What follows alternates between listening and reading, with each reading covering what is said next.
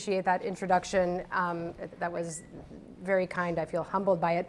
I don't plan to be sassy in the NewCanaanite forever. That's not a permanent shift for me, but sometimes you got to say something. And if I had a moment, I had to do it.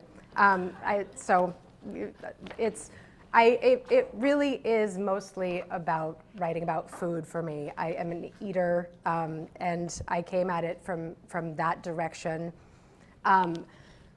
I get a little word salady when I'm talking without a presentation deck, and so please give me a baffled look if I start losing my place.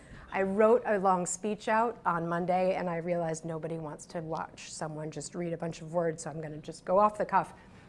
I decided, as Ben said, I had a very long, sloggy career in advertising.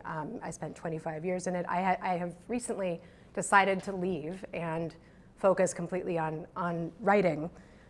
This column in the NewCanaanite was actually kind of what spurred that on, and I'll talk to you all about what spurred writing for the NewCanaanite on.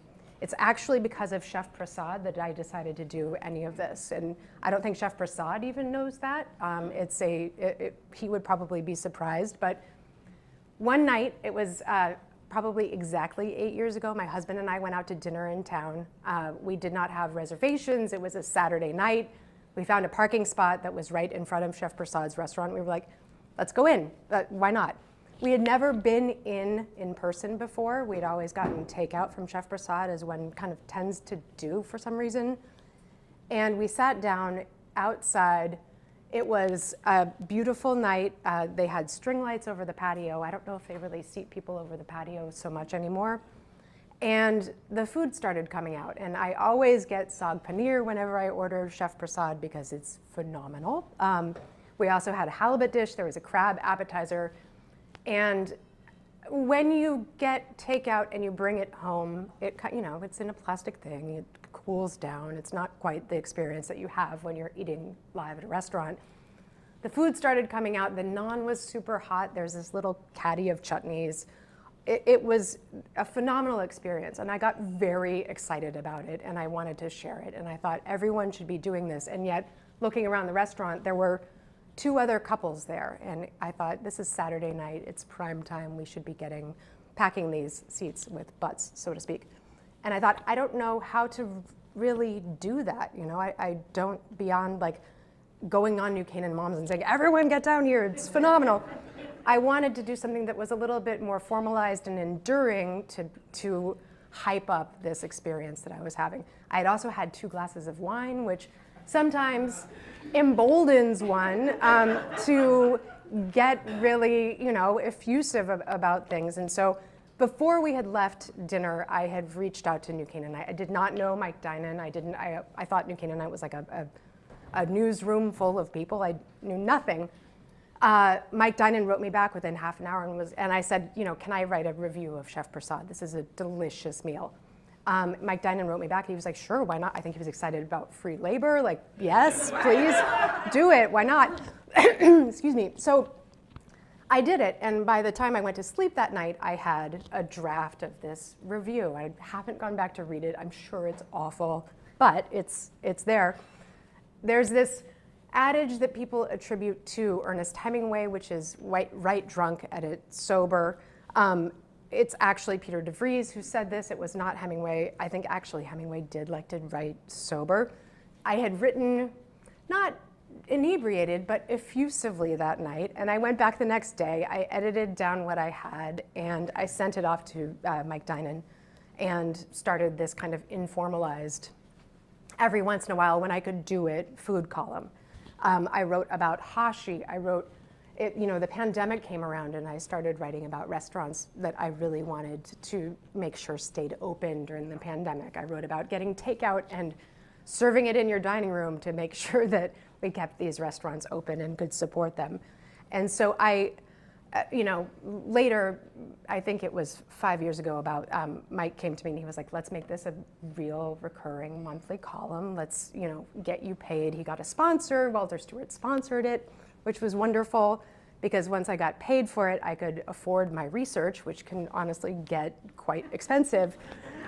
So I backed into, strangely, becoming an ersatz food columnist, I'll call it. I don't have a James Beard level kind of authority on food. I am an eater, as I said.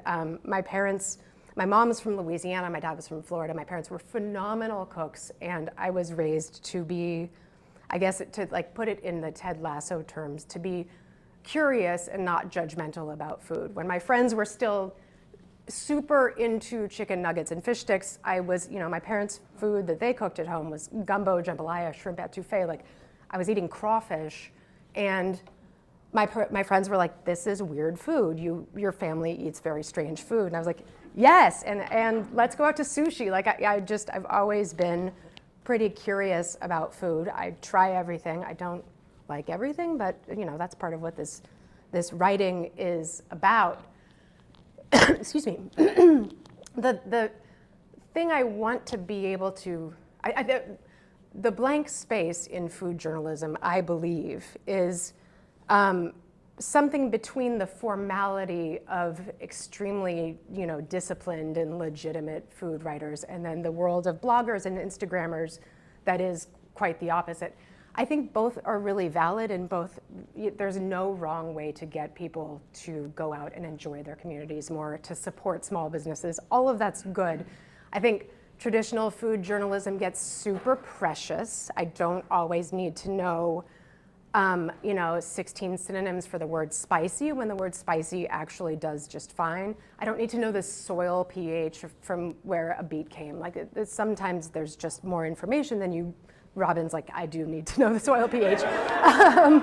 But there's sometimes you get a little bit more information than you necessarily need. And then on the other end with bloggers, this isn't a sweeping indictment of them, but I think that bloggers can be a little bit too informal. They can be a little bit too just about showing that they have access. I remember when the Polo Bar was a big deal in Manhattan a couple of years ago.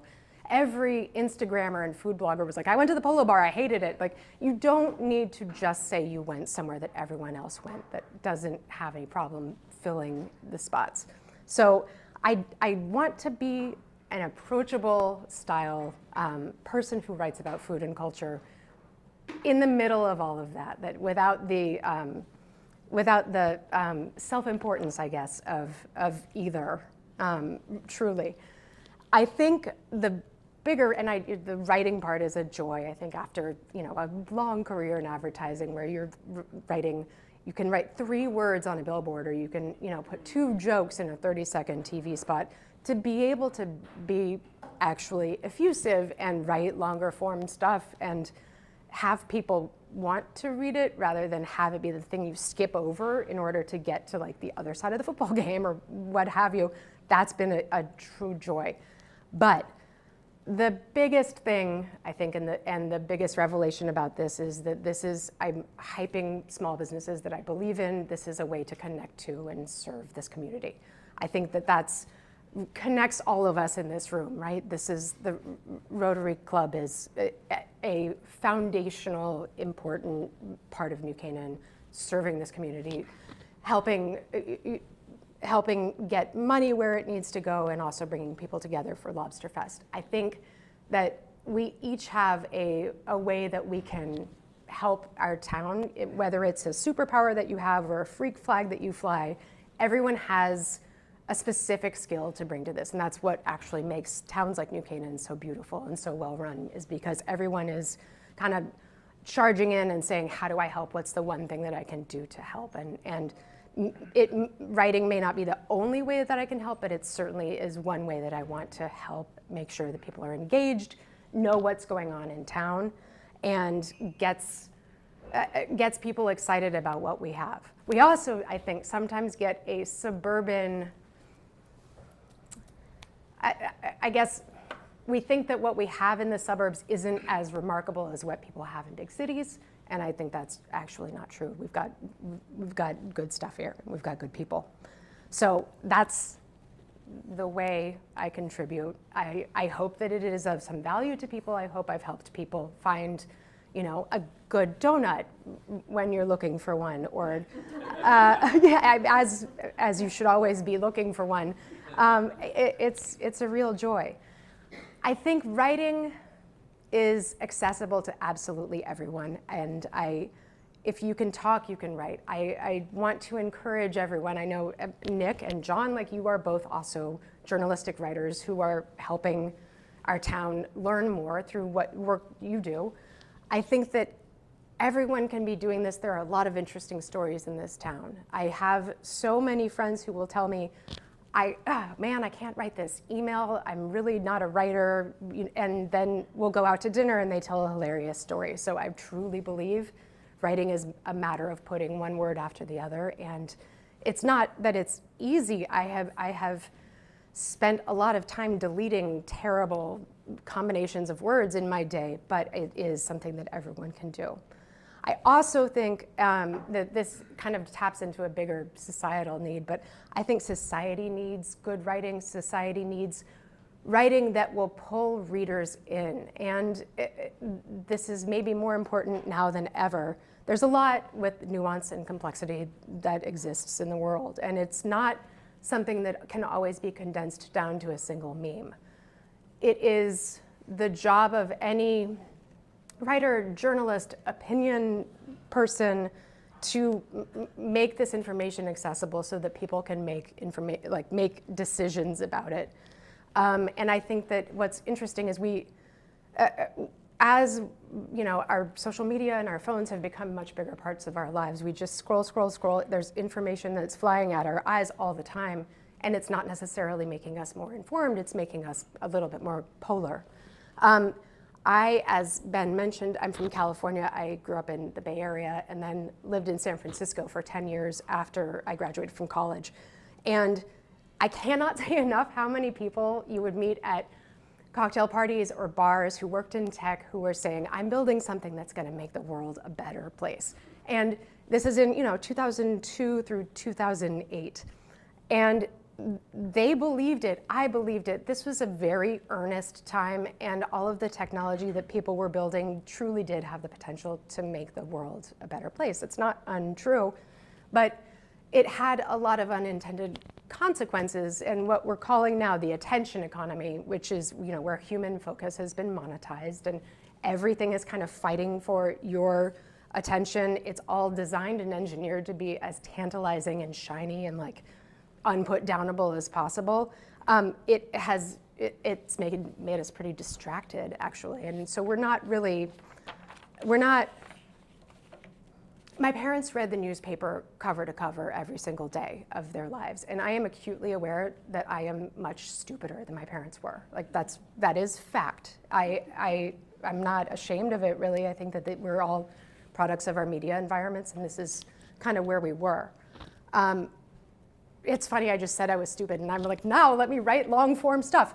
But I do think that long-form and nuance is extremely important because everything is a story that deserves, you need to understand sides, you need to understand consequences, origins, all of these things. Even if it's something like food, if I'm writing about a Peruvian restaurant, Peruvian food is interesting because it has a history of it's in South America, but there was an influx of Chinese laborers in the 1800s, Japanese laborers 100 years later. That gives Peruvian food a totally unique spot on the map. That is much more interesting than I went to Pesca and it was fine. There is a much deeper story. And also, RIP Pesca, this is a big loss for our town.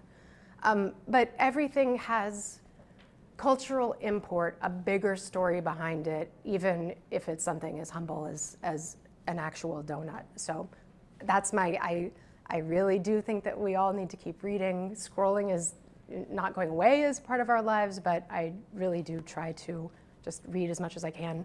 I still believe that writing is an important part of that. I don't want to dive too hard into the pivot that my NewCanaanite writing took this year, other than to say, if you're not familiar with it, a lot of it was about what is happening at Weed and Elm with a building that was meant to be a thank you, an affordable housing development, and then there was a little bit of a twist towards the end where the developer, Arnold Karp, was going to take the affordable units there kind of off the table entirely and turn it into luxury condos. There was, I think, I was gonna stay quiet about it. And I was in the nail salon one day, and I had been reading up on it. Karp had published an op-ed, and I Googled like what to figure out what the latest is. Arnold Karp, Weed and Elm, New Canaan, and a New York Times article came up from maybe 3 years ago, where he said, everyone in New Canaan is a NIMBY and a snob, and we just resist affordable housing. In the light of what he was trying to do, I thought that was a little wild. And so at the nail salon, I just started rage typing on my iPad, and that, had to get out there. And I'm not saying I want to be a deep dive investigative reporter at this point, but I think that when there's a story that needs to get out, I'm not gonna, stop or, sit on my hands, not write about it. I keep trying to back justify what unifies food writing and then taking on Karp a little bit over here, or talking about leaf blowers. What I believe it is a principle of neighborliness. What does it look like to seek joy in New Canaan? How do you find it? Where do you get it?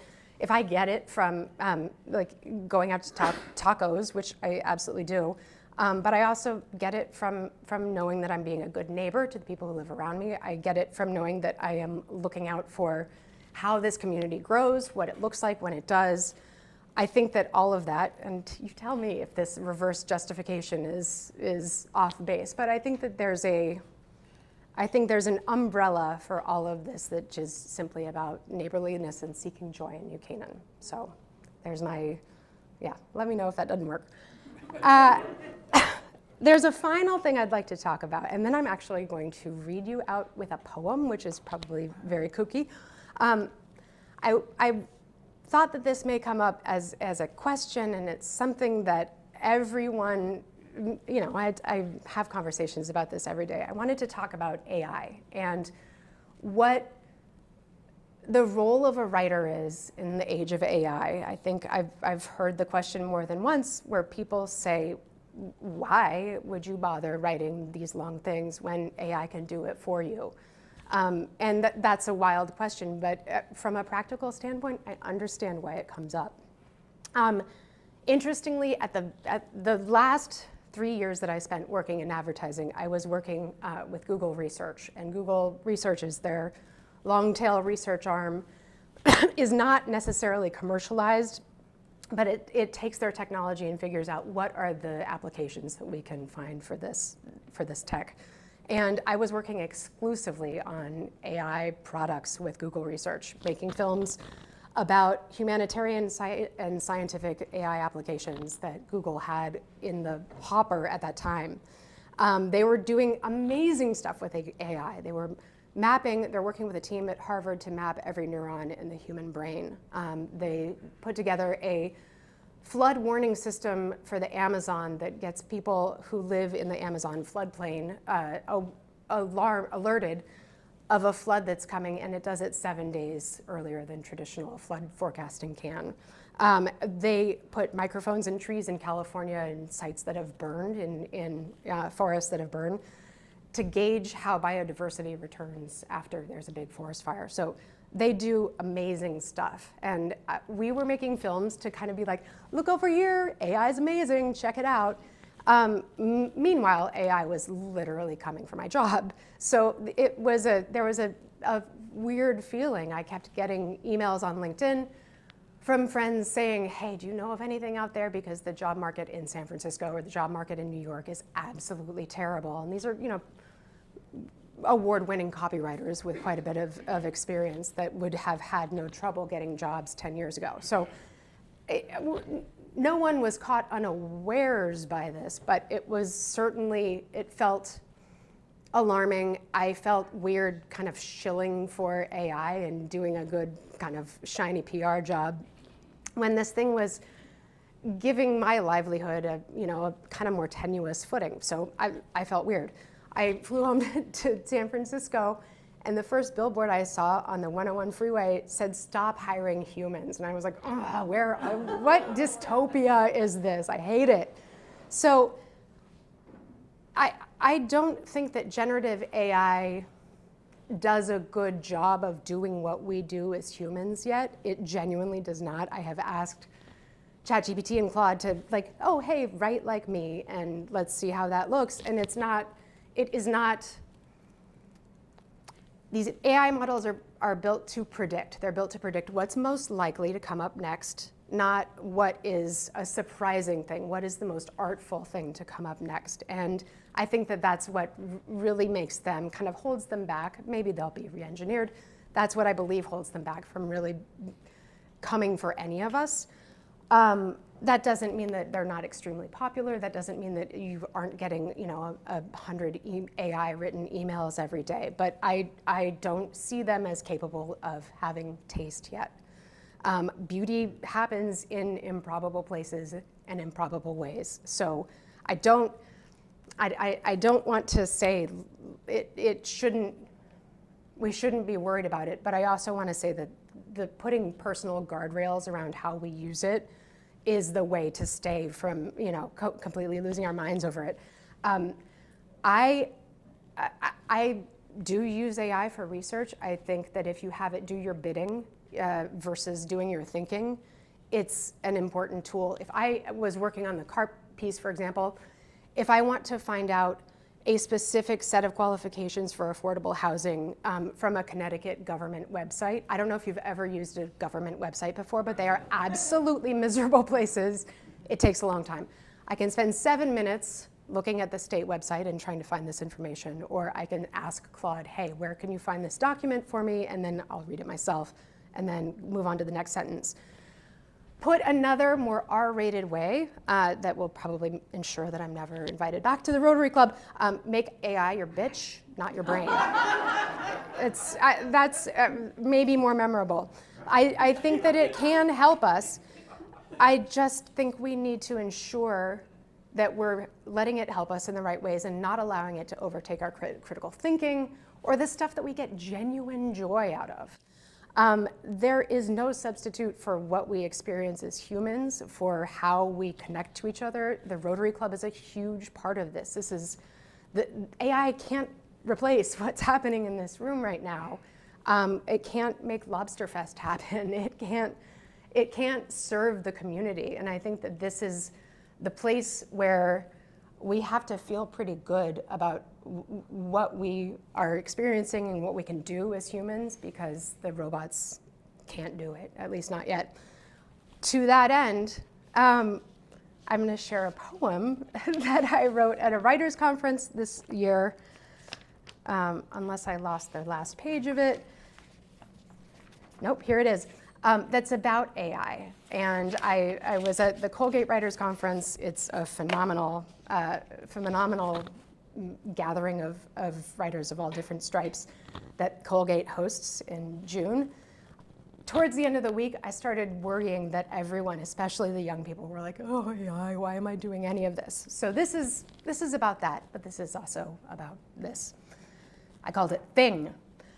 Excuse me. Here's a thing. Thing 4.2 to be precise. You're gonna love it.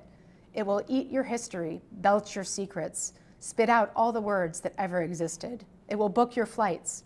It will make pictures of pandas that are astronauts. For some reason, this is very important. It will show you how to make a black forest cake, a crocheted sun hat for a tiny turtle, a new friend, an old lie. It will spin almost credible webs of 7-fingered truth. The square root of 3 is 3. René Descartes invented reason. Thing-splaining is a feature, not a bug. Watch in uneasy astonishment as this thing streamlines your workflows, redirects your supply chains, watches you, wakes you, waits for you, parakeets your own true hopes so they sound like internal monologue. It will parch your soil, boil the water so slowly that you might even think, this is fine, I am fine. This thing is my friend. I am nobody's frog. But the thing will never know wind or loss or see a mountain lion, never watch a dewdrop wend its way down a tent flap somewhere in the Sierras sometime in 2004. It will never have a first love, chickenpox, road rage, a strawberry hot from the garden sun. It will not know what it is to kiss your dog goodnight or light candles when the storm comes. And in that one eternal, essential way, you win. Thank you all.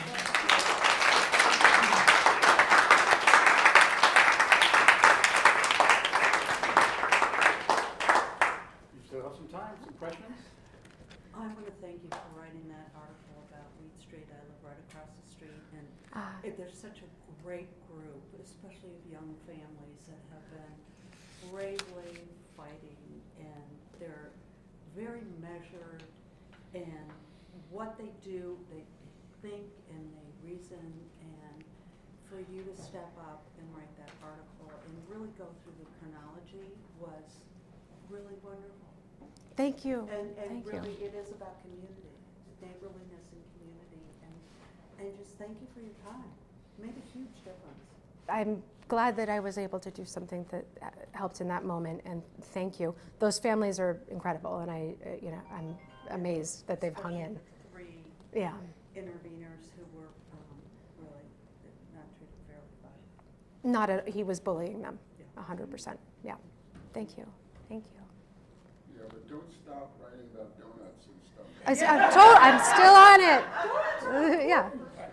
On that, I have two questions. One is, so you've been writing about food Yes. and restaurants and so forth, and then, as you said, made a pivot and doing some other things, which is fine, it's great. The question is, where do you see yourself going? Are you going to be leaning towards one or the other, or are you going to try to keep both going, or what does it look like? And the second follow-up question is, on the restaurant side of things, now that you write about this, not just now, but since this has been going on, is it possible for you to walk into a local restaurant with either people running out the back door or coming to follow no. you and give you the best that they can offer you? Nobody knows who I am in the I make reservations under my own name. No one cares. I guarantee you, there are not service people who are like, there's that lady. It's totally fine. But that's a great question.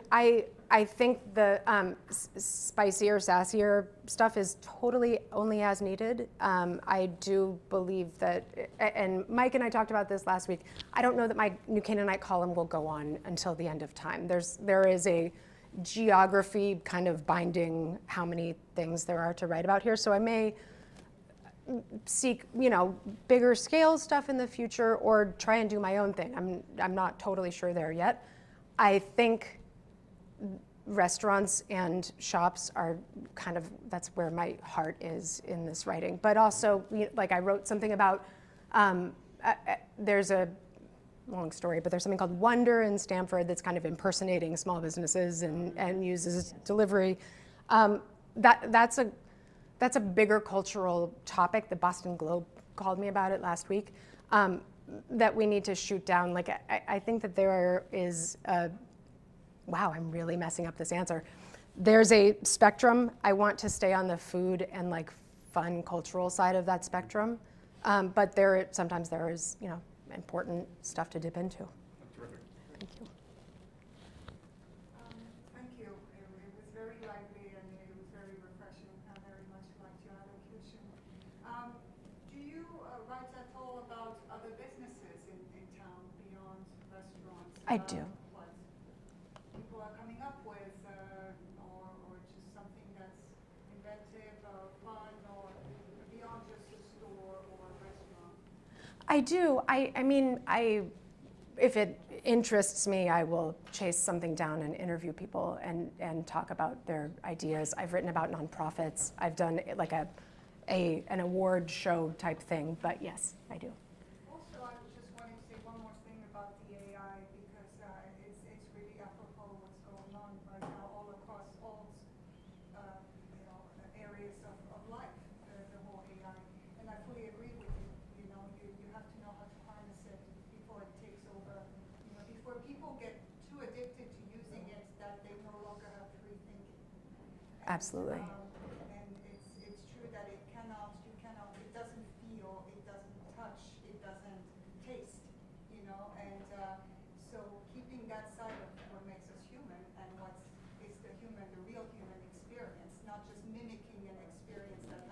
100%. that you will that AI will reuse to write an article about X, Y, Z. And so the proper harnessing of AI in all aspects of our lives is key, like you say, make it your bitch. Yeah, I agree. Thank you, Laura. Thank you very much.